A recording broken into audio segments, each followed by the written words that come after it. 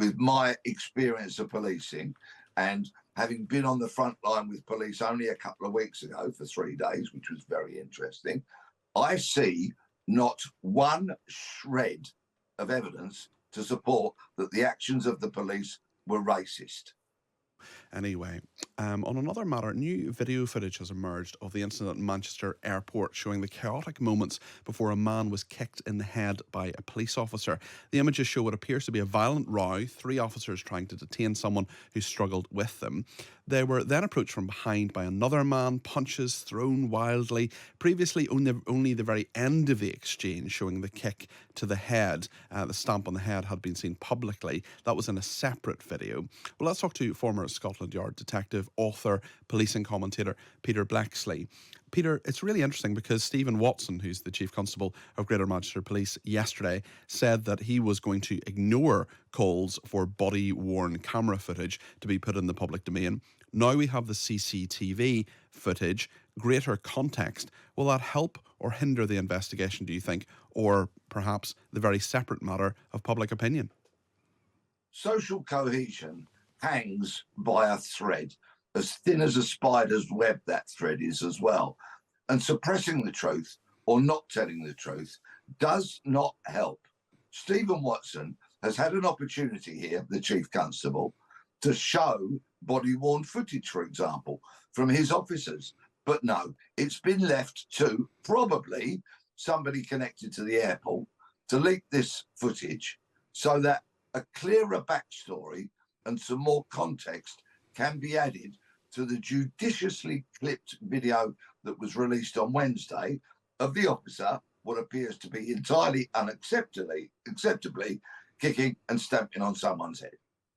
Yes, Peter, and certainly there has been a lot of reaction to that. There's been reaction from various elements of the community within the area, in Rochdale and Manchester and so on. And really, what I suppose the problem for both investigators and for commentators like us to actually look into is what actually happened. And I wonder, should there be space and time given to this investigation, or do we know already? There is far more to this story than the 2 clips that we've seen. There are events that occurred before this video footage that was released yesterday.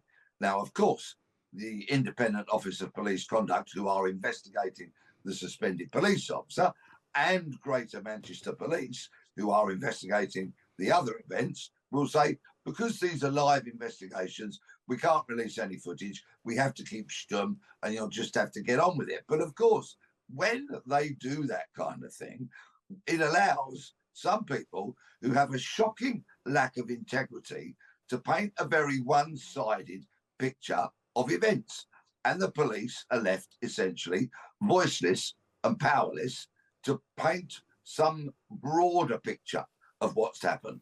Chief Constable Stephen Watson, who has done some good work since he took over at Greater Manchester Police, should have torn up convention and should have got footage out there so that a more accurate picture can be painted. Because I know he will say social media and the broader media is not the place to play out evidence.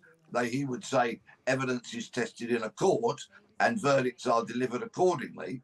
But the bottom line is, in terms of social cohesion and perhaps trying to stem some further flow of rioting or bloodshed, heaven forbid, they need to get some balance out there.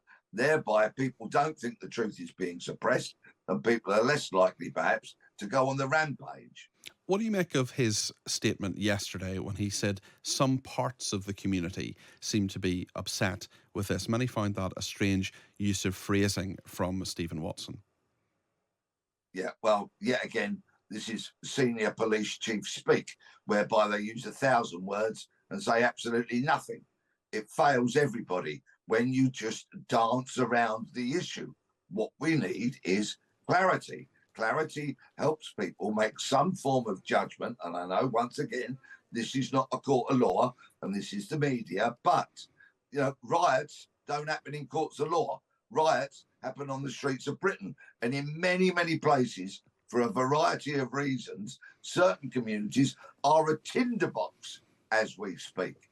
And it is the responsibility of politicians, police chiefs, and other influential people to get the truth out there and not try and suppress it.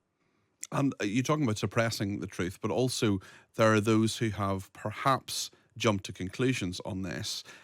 Do you see any element or evidence to suggest that there is a racial element to this? Because that is certainly what some, including some police leaders or advisors to police, have been intimating in the last few days. From what I've seen from afar, and I've only been able to digest what many others have seen put into the public domain, but with my experience of policing and having been on the front line with police only a couple of weeks ago for 3 days, which was very interesting, I see not one shred of evidence to support that the actions of the police were racist.